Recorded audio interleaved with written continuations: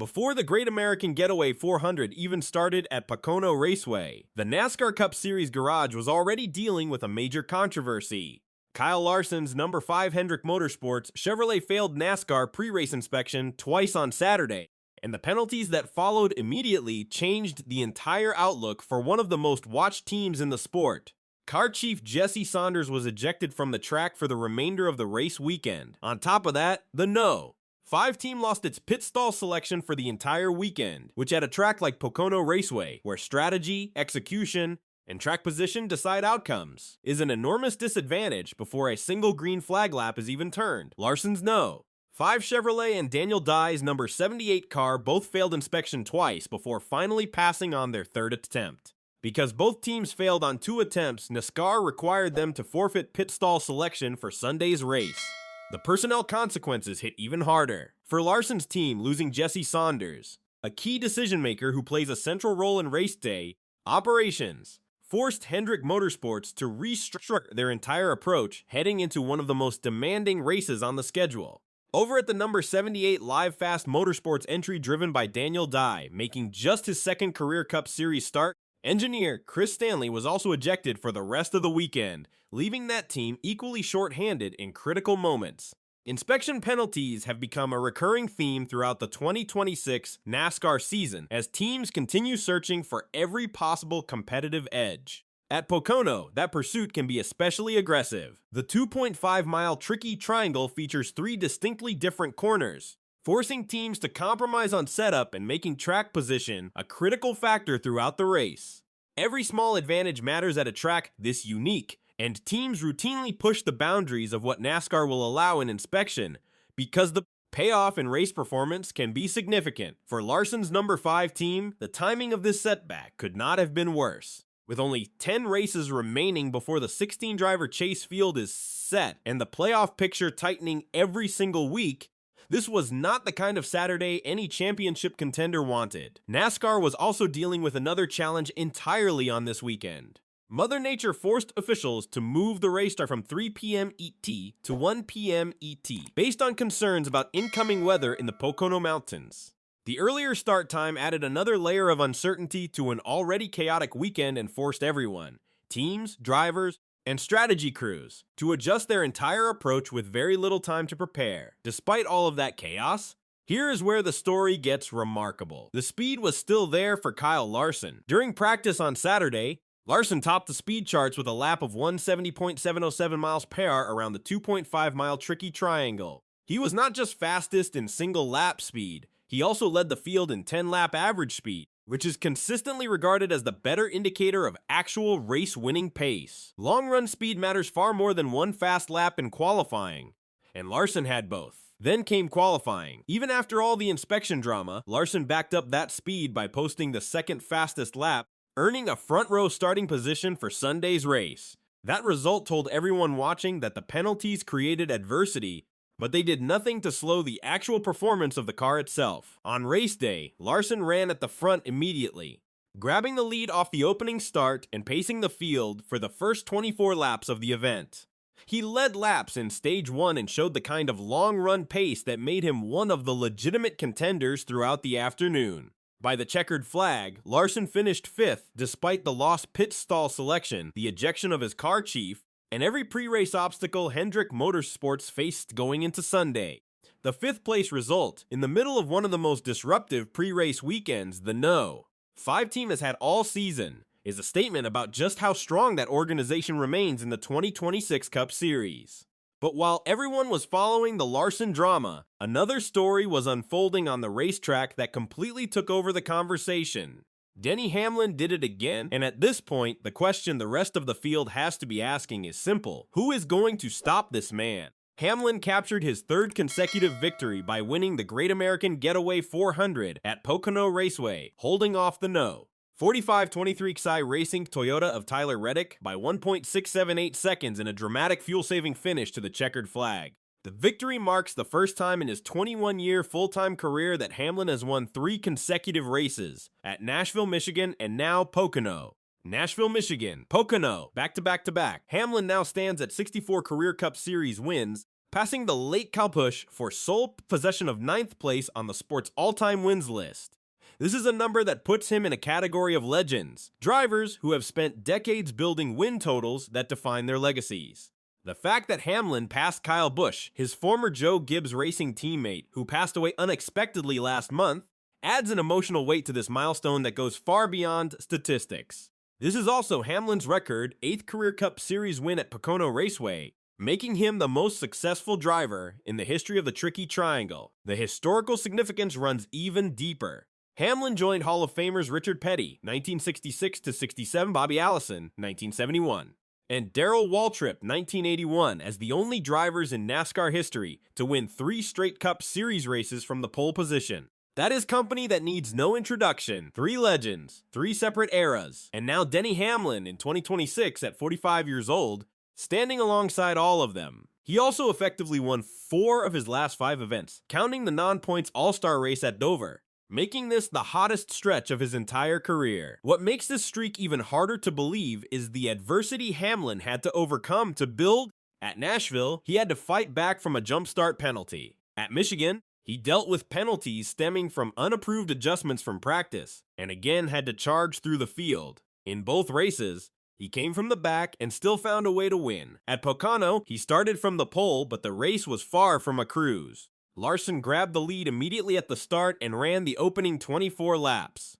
Hamlin tracked him down with superior long-run pace and passed him with 6 laps remaining in Stage 1, claiming that segment win. He then slipped to 9th in Stage 2, which was won by Todd Gilliland of Front Row Motorsports in a fuel strategy gamble that delivered the first career stage win of Gilliland's Up Series career. In the final stage, Hamlin had to work his way back through traffic, moving from 6th to 2nd on restarts, then from 2nd to 1st. "I gotta go past 7 cars, it's not easy to pass here," Hamlin said after the race. But the crew chief Chris Gale had faith that we could do it, that we could get the restarts we needed. "There were a few key ones that I gained, going from 6th place to 2nd, and then from 2nd to 1st. From that point on, we got control of the race. Once he took the lead, the race was effectively over. He led 28 laps total and controlled everything from the front." After the race, Hamlin reflected on what this moment means. "My first win was here in 2006. It's just so special here," he said. "This is a team effort. They've given me fast cars. The pit crew is flawless right now. We've just got it all going." And when asked about the team's current confidence level, Hamlin was direct. "I'd say it's certainly the best we've been. We come to the racetrack every week knowing that we've got a great shot to win. The team is doing an amazing job knowing exactly what I need in the car every week, and that's why we're winning." The championship picture shifted dramatically with this result. Reddick's once triple-digit points lead atop the NASCAR Cup Series standings has been slashed all the way down to just 19 points over Hamlin, the smallest margin at the top of the standings all season. Reddick now has 704 points to Hamlin's 685, with only 10 regular season races remaining to lock in the 16-driver chase field. It's a bummer. Reddick conceded after finishing 2nd. "We definitely lost time in a couple spots there. Some of it is everyone's racing hard for track position, and some of it is just bad luck, I guess, just where you catch cars. We knew qualifying was going to be tricky coming into this and just weren't able to get stage points. Scoring the points we did just didn't get the job done. There is one more layer of irony to this entire situation that cannot be overlooked. Denny Hamlin co-owns Reddick's 23XI racing team alongside NBA legend Michael Jordan. He is essentially cutting his own driver's points lead every week he wins. It is one of the most unusual dynamics in the history of professional motorsport, and it is playing out at the absolute highest level of competition in real time. Now, the other major story from Pocono, and this one stings. Christopher Bell entered Sunday's race, nursing a fractured left wrist he suffered in a vicious crash at Michigan International Speedway just 1 week earlier. Brandon Jones was on standby if Bell needed relief, but Bell completed all 400 miles. The wrist held up reasonably well in clean air, but Bell was honest about the limitations it created. "Certainly any sort of adverse conditions, like whenever I banged with the 21 or whoever, getting into turn 3, and then they wrecked in front of me. Like, I just don't really have the ability to make sharp, quick corrections to the car," Bell explained. "Whenever I run by myself and we got single-filed out, I felt like it didn't bother me, but I certainly think it affected our restarts." With the number 20 team running deep in the field for most of the afternoon, Crew Chief Adam Stevens made a bold call. Stevens pitted Bell at lap 107 of 160, attempting to stretch the fuel tank from an estimated 42-lap window to a massive 53-lap run to the finish, more than 10 laps beyond what the fuel number suggested was achievable. As the pit stop cycled through, Bell suddenly found himself leading Hamlin by more than 11 seconds with 21 laps remaining, driving in conservation mode with the entire Pocono crowd watching what looked like a miracle in the making. Obviously, when they start telling me that we're getting good gas mileage and we are in a good position, I'm starting to get excited in there, Bell said. But Hamlin was coming, and there was nothing Bell could do about it without burning fuel he did not have. Hamlin closed the gap, passed Bell with 4 laps remaining, and then, coming to the white flag with 1 lap to go, Bell's no. 20 Toyota sputtered off turn 3 and ran completely dry. 1 lap away, he dropped from potential race winner all the way to 26th place, the next to last car on the lead lap. We were mired back in the 20s, so I think it was an amazing call, Bell said of the gamble, calling the calculated risk worth it. Stevens did not sugarcoat the result. We just sucked all day, and we were going to run 18th to 25th. And that opportunity presented itself. It was worth a shot, just a lap and a quarter short. The gamble dropped Bell 11 points of his cushion over the cut line. He still holds a 70-point advantage over Brad Keselowski, who sits as the first driver outside the 16-driver chase grid, but that buffer is shrinking. And the pattern from the last 2 weeks is brutal. 31st at Michigan due to the crash, 26th at Pocono due to fuel, 2 strong cars, 2 devastating results. One team that had nothing but good news to take away from Pocono was Legacy Motor Club. John Hunter Nemechek put together one of the strongest performances of his Cup Series career, leading a race-high 42 laps, more laps than he led in either the entire 2024 or 2025 seasons combined, and bringing home a 4th-place finish, the best result of his 2026 season. It gives us solidification that we are working in the right direction. I don't know if we've necessarily had that type of day at Legacy Motor Club yet, Nemechek said. Teammate Eric Jones finished 6th and moved above the playoff cut line with his 2nd consecutive top 10 finish. Together, the 2 legacy cars gave the organization something it has been building toward. Not just speed, but the execution to match it. Looking at the full top 10, Hamlin, Reddick, Byron, Nemechek, Larson, Jones, Buescher, Chastain, Ty Gibbs, and Ryan Blaney. Further back in the standings picture, Shane Van Gisbergen sits 14th, just 10 points clear of 17th place Brad Keselowski.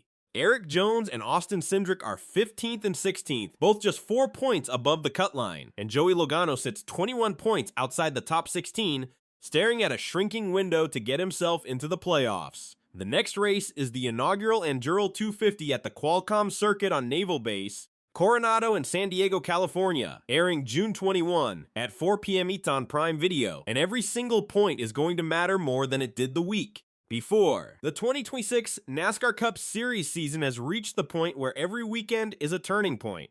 The Larson inspection drama proved that even the strongest teams in the garage are not untouchable when it comes to NASCAR's rules enforcement. Denny Hamlin's 3 consecutive wins have fundamentally changed the championship conversation. Christopher Bell's heartbreak at the white flag showed just how brutal this sport can be when you are already fighting through pain and adversity. And Legacy Motor Club's breakout day is proof that the field continues to evolve, and the competition is only going to get tighter from here.